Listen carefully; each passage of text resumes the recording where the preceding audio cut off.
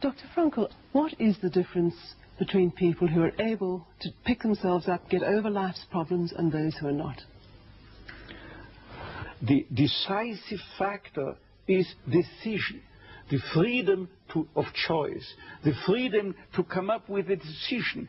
It should be, I would like to become this way or another, in spite of conditions that should only seem to fully determine my behavior. I wish to act freely as a responsible being, which is a human being. I wish to act in accord with heredity and environment, owing what I become to them, but also, if need be, in spite of the worst conditions. This is exactly what you could watch and witness under severe, extreme conditions of stress or of tragic conditions. Just think of people living for several years under the worst conditions of a prisoner of war camp.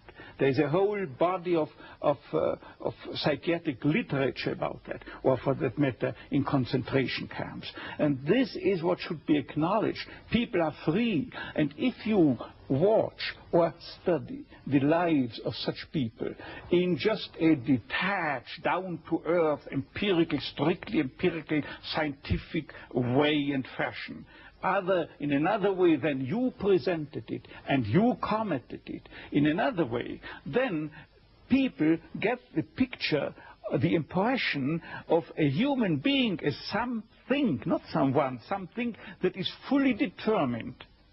Whereas they don't recognize and acknowledge the freedom and the responsibility for themselves, the responsibility for making something or someone out of himself. So your basic philosophy is that life has meaning under all conditions, but how easy is it when there's a sense of hopelessness, a sense of despair, to recognize this meaning? Let me confront you with a somewhat strange definition of despair. As I'm used to proclaiming is that despair can be explained in terms of a mathematical equation. D, capital D, equals S minus M. What does it mean? Despair is suffering without meaning.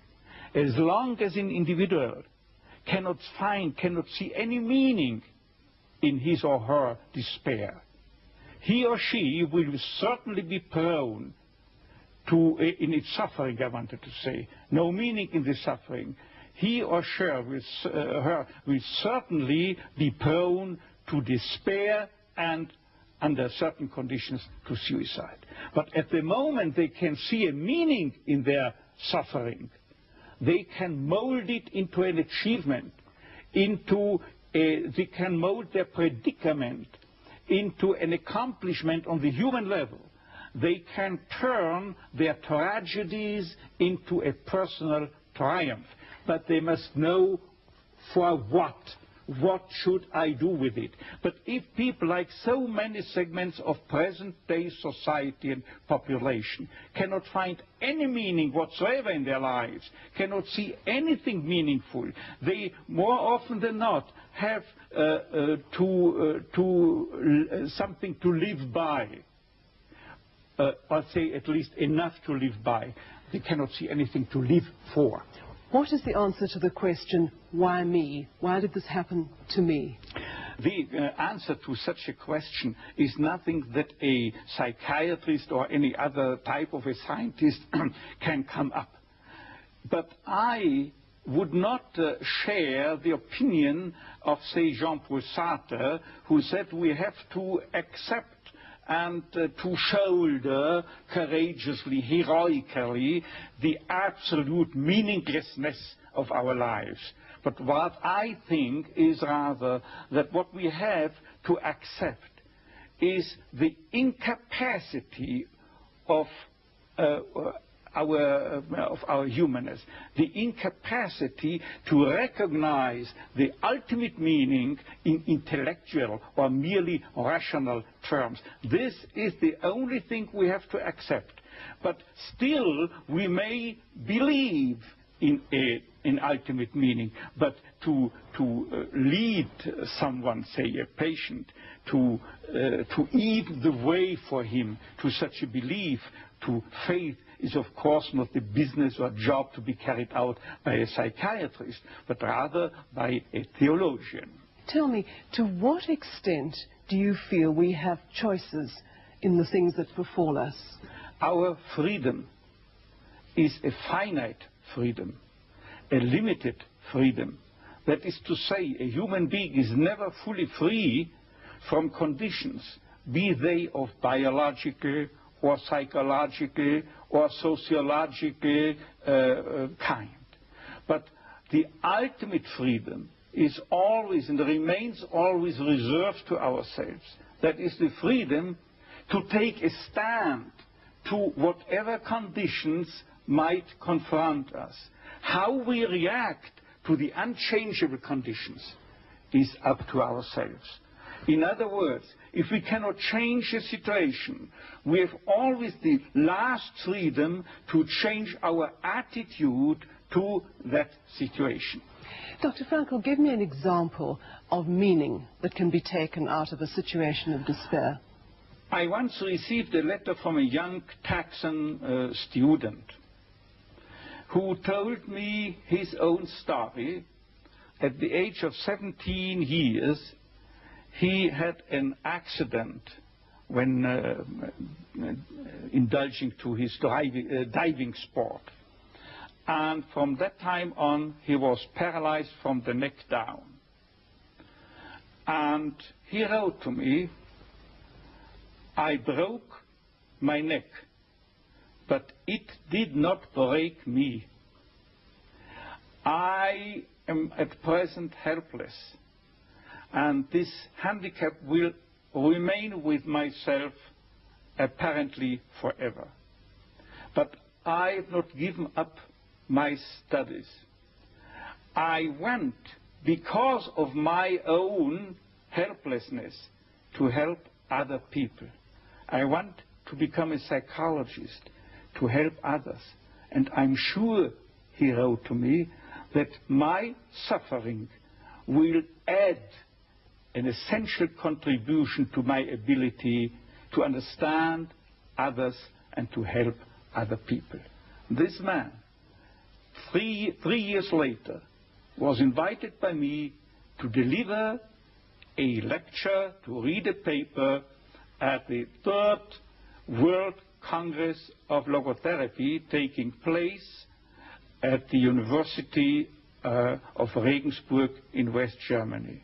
He was brought in and with his wheelchair by a plane from Texas to West Germany and delivered a lecture under the title, "The Defiant Power of the Human Spirit." The last sentence read, "I know that this is true because that man was me."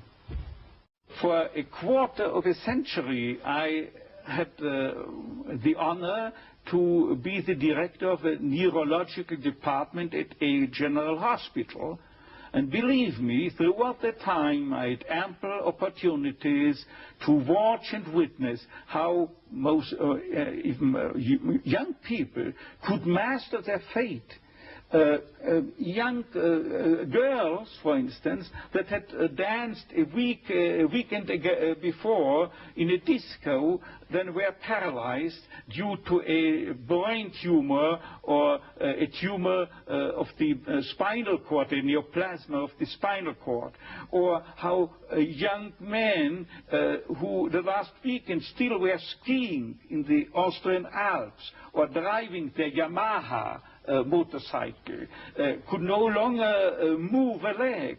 And I've seen people who were amputated. All 4 extremities had to be taken away due a certain case, what I have in mind, due a high voltage electric accident.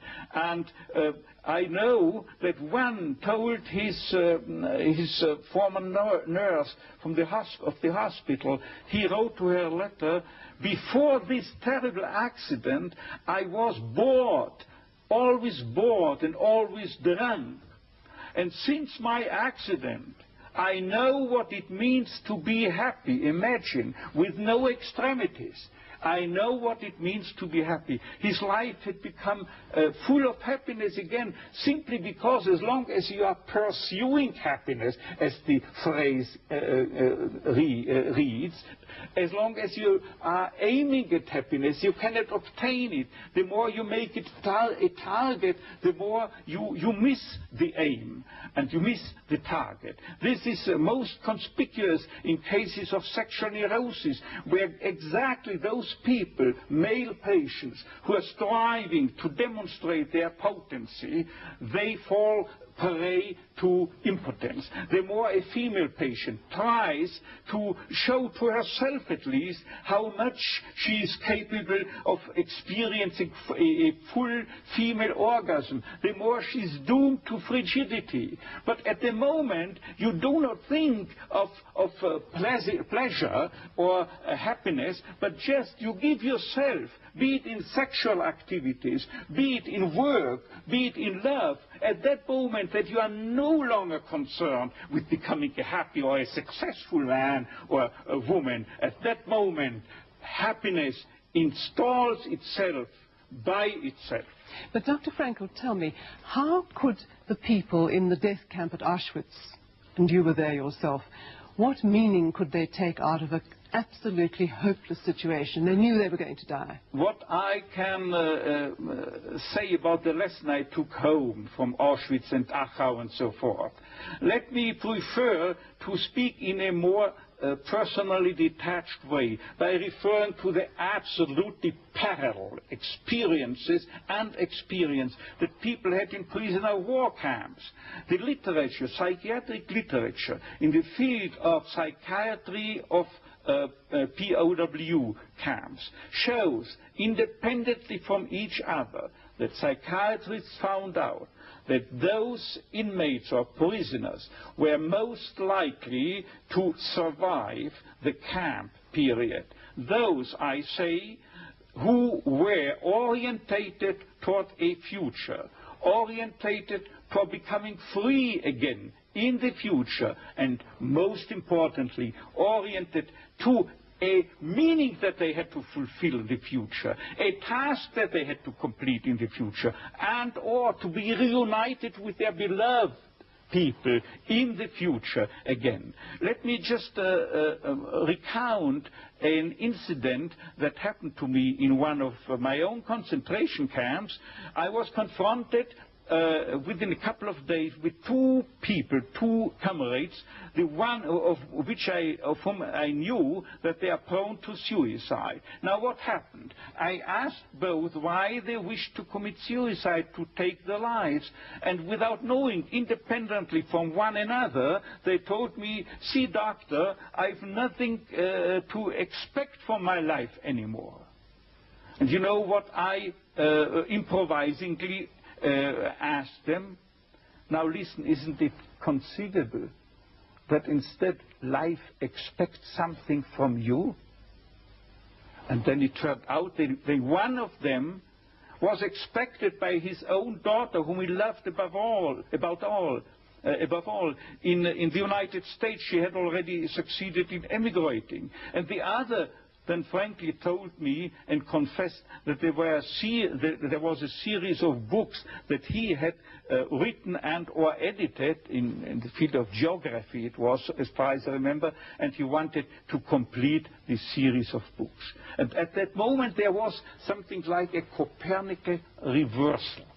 Suddenly the scenery had turned 180 degrees around. Suddenly they saw they have to do something for the world.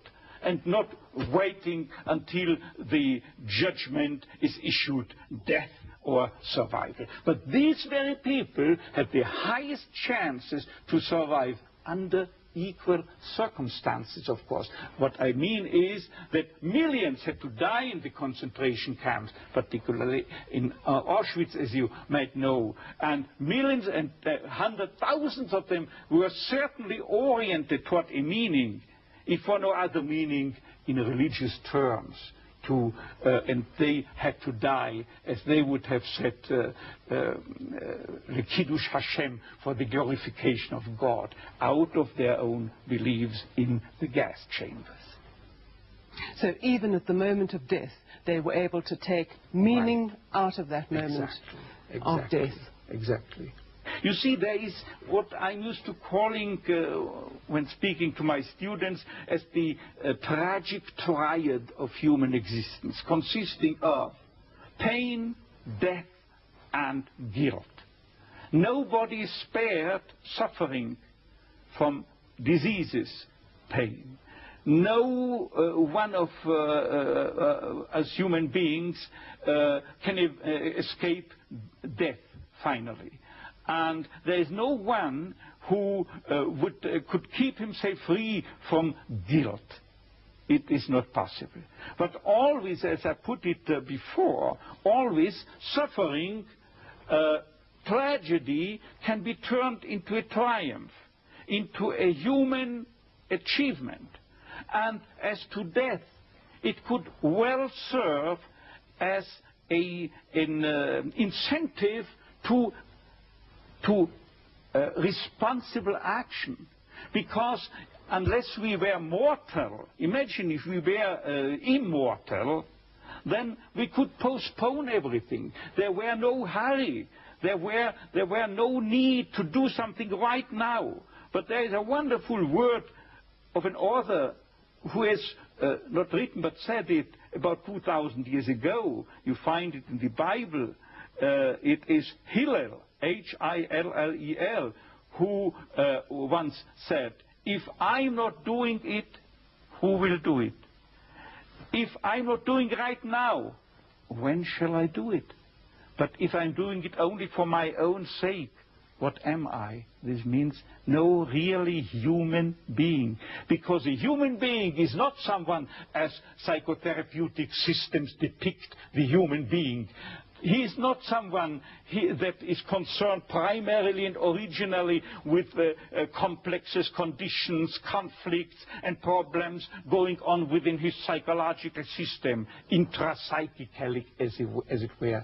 But normally, fundamentally, originally, primarily, basically, any human being is concerned with something out there in the world, is concerned with someone out there in the world, a work to do, a job to complete, a task, a meaning, a mission in life waiting for him exclusively, to be materialized, to be actualized by him and by no other person. Right now, who else if not he? And finally, this he doesn't do for himself, for his tranquility, for his discharge of tensions, for his inner equilibrium, for getting rid of the stimuli of the superego which is dissatisfied, or obeying the father image. But he's doing it for the sake of a cause to serve, or another person to love, and never for himself only. Thus, this is what man can do. And imagine if he were not mortal, then he could postpone everything. There would not be the 1/3, the 2/3 of Hillel's dictum. There would not be sense in the formulation when, if not now, because he's immortal. To get back to suffering and despair, sometimes it seems that some people seem to have a much heavier load than others. Do these people not feel after a while, can I still continue to take meaning? You wouldn't believe it. It comes to mind that there is a specific statistical, strictly empirical study that was published a couple of years ago by two famous psychologists. And it turned out, by way of not only of statistics, but by test batteries, that people prone to death, who knew that they were dying soon, had a higher sense of meaning than normal populations. And if I tell you the story that the dean of the School of Nursing at the University of Texas, in the Texas Medical Center in Houston, a famous center, she wrote me of a case of a young girl, very young girl, about 17 years of age or so, who was paralyzed totally, also up to her neck, and could only, by use of a mouth stick, type letters. And Dean Stark, that nurse, told me within 3 lines, I remember this letter, she told me that that girl is reading newspapers day by day, watching television, and as soon as she comes across an individual in a tragic life situation, she types with the mouse stick on the typewriter letters offering them consolation and comfort. And she has some credibility, believe me. And she, the Dean Stark, says she's full of confidence. She has a strong sense of abundant meaning in her life, while others who cannot see meaning under the best conceivable of conditions take their lives because they are frustrated. They are caught in an existential vacuum, in a sense of meaninglessness and emptiness. I have described it in a book of mine as soon as in 55. Since that time, it has ever more been increasing worldwide. You find you are facing it not only in Western countries, you are facing it in the so-called third world, you are facing it in communist states, and communist psychiatrists also describe it in their literature. What Frankl tells us about this existential frustration is also observable in the communist countries. So are you saying that in order to find meaning, it is necessary to experience suffering? I wouldn't say it is necessary to experience suffering. What I say is just that meaning can be found under each and every condition in life, even under the worst conceivable conditions, provided that it is a situation you cannot change. Remember, I said this explicitly. That means provided that the cause of your suffering cannot be removed. If you can remove the cause of a suffering, say in case of a cancer, by surgery, you have to undergo surgery. If you are suffering from a severe compulsive obsessive neurosis, you have to seek psychotherapeutic help. There are, within the realm of logotherapy, for instance, certain techniques that can be applied with much success, as has been evidenced not by logotherapists but by behaviorists. And finally, if you are confronted with sociological conditions that have caused your suffering, then you are called upon to change the situation, to remove the cause of your suffering by political action, for instance.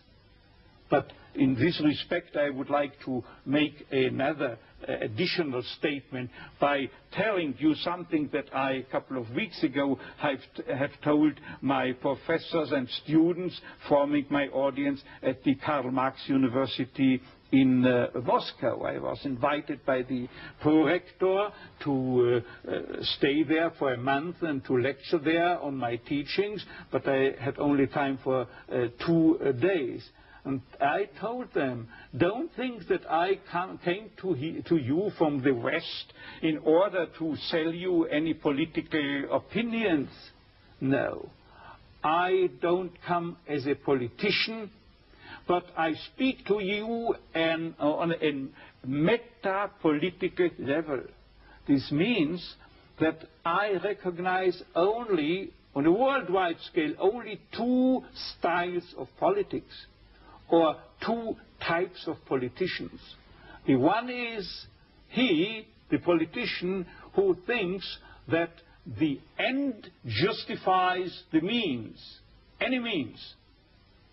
While the second type remains fully aware that there are means that would desecrate even the most noble end.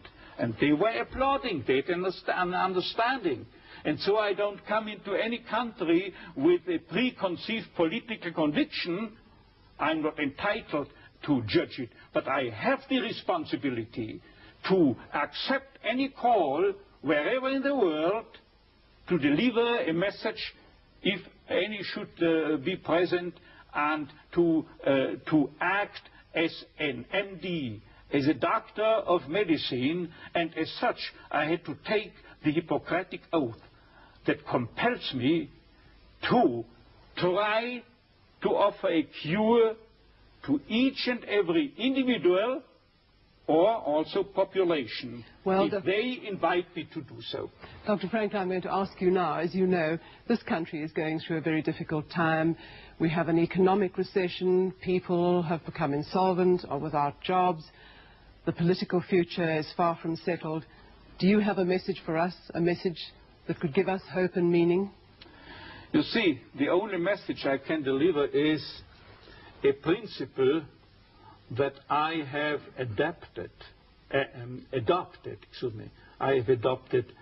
well remember throughout the days I had to spend in Auschwitz. There is statistical evidence that my chance to survive Auschwitz, real statistical evidence, was 29 to 1. And I had the feeling that it was like that. And still, I applied the philosophy of Sir Karl Popper, whose nucleus means that you cannot prove any hypothesis.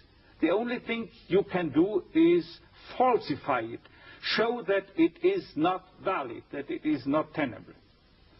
And without knowing his philosophy, I only met him the first time a couple of years ago, I applied this theory inasmuch as I told myself, Viktor, the chances are very, very low and small. Probably you will be sent to the gas chamber. And still, there is nobody who can guarantee me and convince me with 100% certainty that I shall not survive but end in the gas chamber. As long as I have no guarantee that I will have to die within the next days, I continue behaving and acting as if I would spare this fate. Dr. Frankl, thank you